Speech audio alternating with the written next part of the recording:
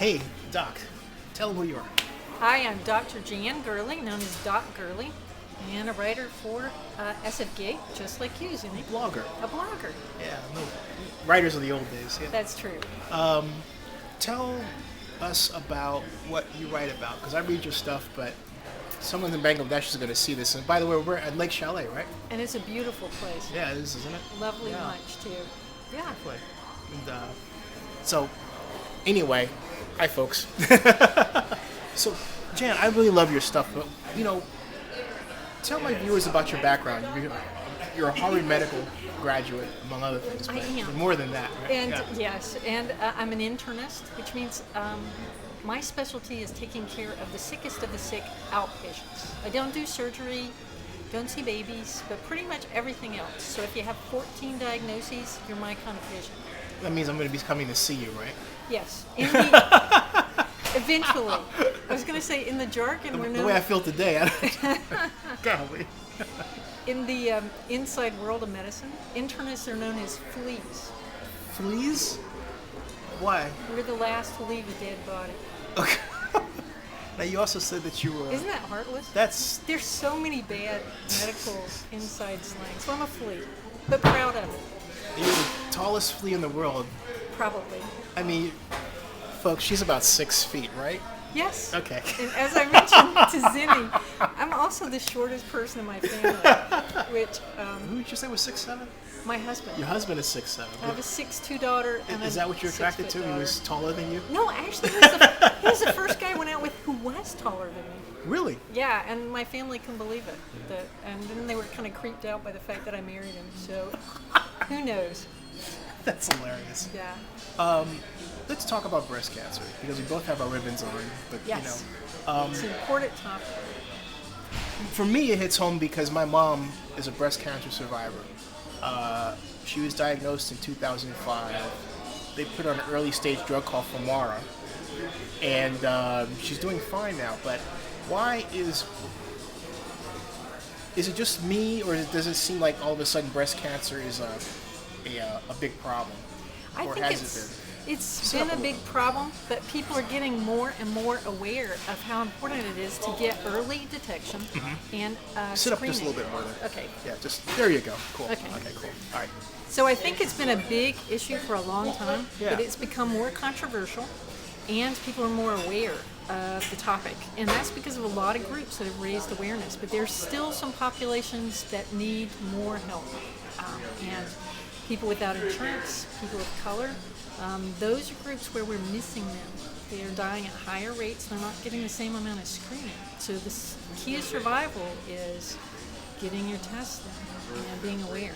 Let's talk about that. Is it that as we become more of a minority country, we have more people falling through the cracks because minorities tend to have poor health care? Is that, or am I being too dramatic in my description? Actually, no, it's not a dramatic description at all. And what's interesting is there's been a lot of research about this, and it shows both that people of color and, in general, people without insurance, which are more often people of color, don't get diagnosed at the earlier, more curable stages. But there have also been studies that show that when they are diagnosed, they have the same access to health care.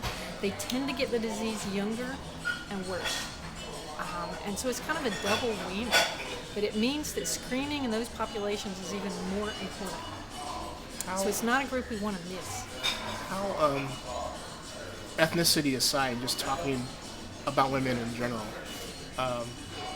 what is the first thing a woman should think about as they grow up, even if they think that they're going to be impervious to breast cancer and they're some athlete in their 20s?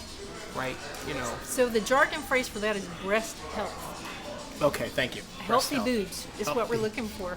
And there's a lot of that you can't do anything about. It's a question of your genes. Some people believe there may be some association to where you grow up, but you can't change a lot of those things. Well, you're telling that's wild. You're telling me. I don't mean to say as if you're saying. Change. Wow, but you're okay because you were getting. That's what we're about to do. Right. So a lot of it you can't change, and even average risk is still somebody who needs good screening. people who have a family history of breast cancer, those people need more aggressive screening. But there are also subsets of people who are at higher risk. Being overweight is a huge risk factor. And the reason... By how much overweight? I'm just going to... well, in women, you don't have to be a lot overweight. Oh, do you want some coffee, by the way? Thank you. You're okay. Yeah. This is informal. We can... Yes, we can imbibe. So you don't have to be a lot overweight. And one of the interesting reasons is there's there's a physiologic reason for this. Fat actually produces estrogen in women. And so the more... You said fat produces estrogen in women. Yes, most people don't know that. And so estrogen drives the development of breast cancer. So the more overweight you are, the more likely you... Yes, and so obesity is a huge risk factor. It's one of the reasons why they now have a lot of headlines saying that obesity shortens Americans' lives, and it's not just the things we think of. It's not just heart disease or joint disease or diabetes. It's also things like increased risk of breast cancer. How much overweight can a woman be before they're in a danger zone? It depends on which disease you're talking about. Let's say for breast cancer in general, you want to have a body mass index that's within normal. So I know what a body mass index is, yeah, but what is that? It's a measurement of your height and your weight.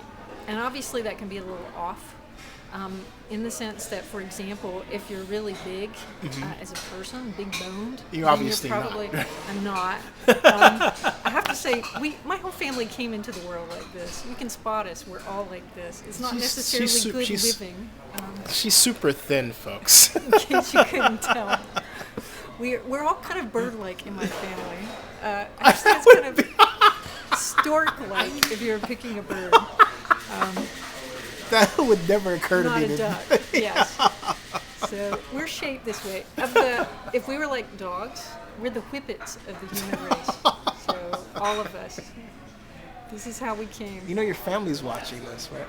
Yes. In fact, your daughters inherited this, yes? Actually, in some ways, yes. They're very tall. So, and being tall saves you a lot of calories, actually.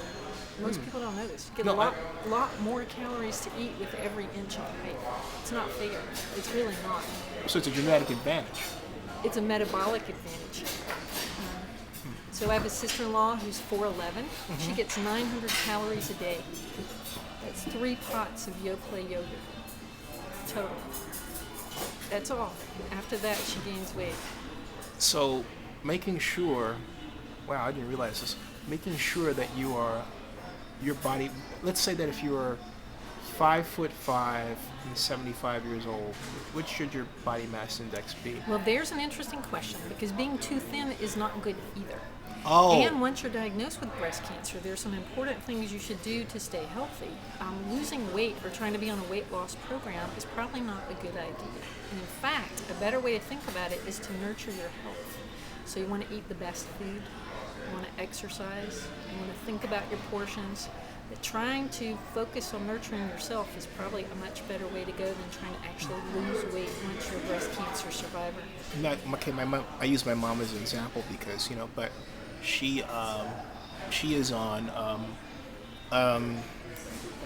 as I said, Femara, but also a number of vitamins and high blood pressure pills. Yes. But she has a diet of a lot of fruit.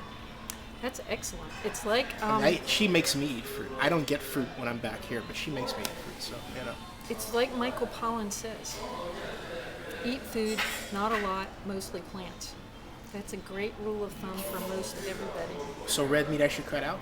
It's not a good thing. More red meat in your diet is also an increased risk factor for getting breast cancer. So obesity, eating more red meat, smoking, having an earlier age where you start having periods, and a later age of menopause are all issues too, because of the same unopposed estrogen factor.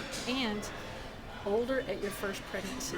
Having an early pregnancy is actually protective of getting breast cancer. So before the age of 30. But you just took out an entire, this generation, particularly of, I'll say, black females who have kids when they're 17, Latino females as well. I mean, I'm just, it's not being racist, it's being race conscious.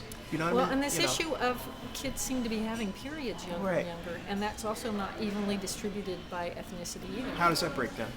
There are younger and younger ages of people having, girls having periods, and it's more common in different ethnic groups. So, and it may be weight related, but Can it you tell doesn't us which seem ethnic completely. groups, or is that a touchy I don't subject? know off the top of my head. Okay. Actually, I have to look it up. Okay. But that's still, wow. Is it the other consideration that flew into my mind is stress. Yes, and stress is important because stress suppresses your immune system. And what most people don't know is that all of us constantly, like you and me sitting here, we're making tumors. What? Yes. I'm making tumors as I We're sit making here. tumors. Am I killing it with this alcohol? If it was red, it would be better. Oh. It's promoting it somewhat, and it's also suppressing it somewhat. That's why alcohol, 1 to 2 glasses a day if you're a guy, is a good thing. And the redder the better. And for women, I should have had Merlot, guys. I know. And for women, Yes, well, yeah. it's not as good for you. Right. And for women, it's 1 glass, not quite every day, about 7 a week or less is the goal for women. Women don't deal with alcohol as well as men. What, again, for if I'm now in my 30s as a woman, what are my considerations? Because we went from being, young and athletic, and now we're in our 30s. Yes. You know. If you have no family history, it's still too early by all groups for you to start doing mammograms. If you have a family history, and that means a first-degree relative, mother, sisters had breast cancer, particularly before the age of 65, then you actually start your mammograms in your 30s.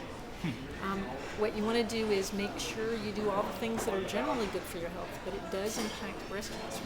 No smoking, not very much within those guidelines of alcohol drinking. Definitely keep an eye on your weight by doing sensible things. And then lots of things are related to your stress level, but clearly you want to be getting enough sleep. And exercise is a great stress reducer also.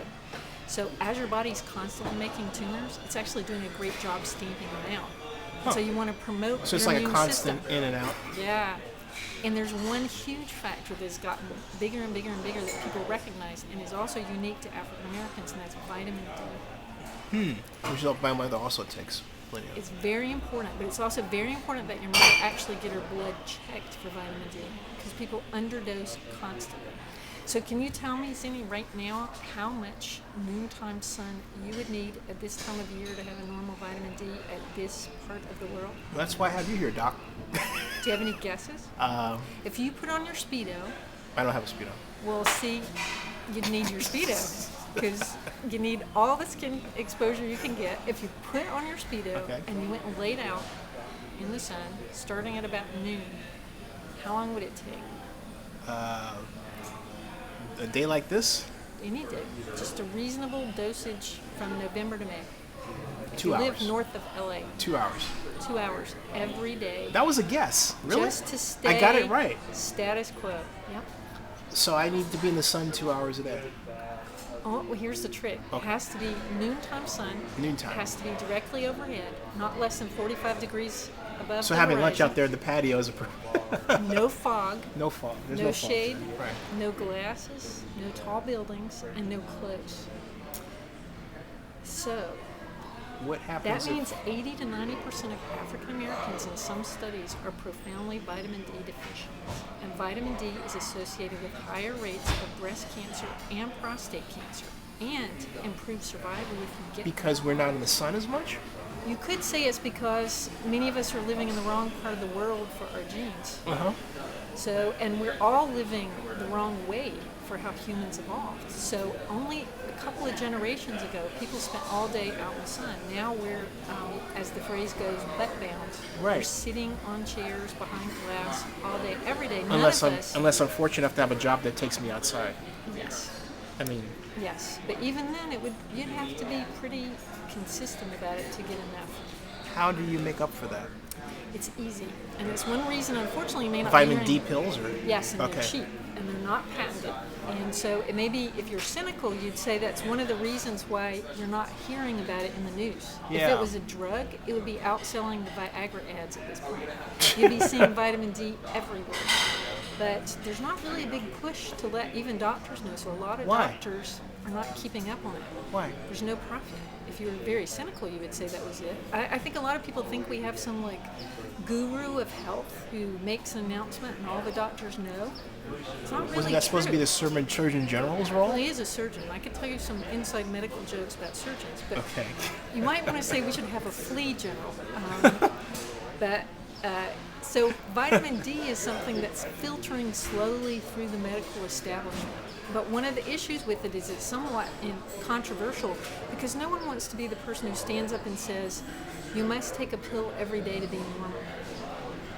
I have a hard time dealing with that idea. Yes. I mean, but what you you know, can do, which is very simple, is as get opposed a to blood. working out, you know. Yeah, but you can get a blood test because it is a deficiency. It's like being anemic.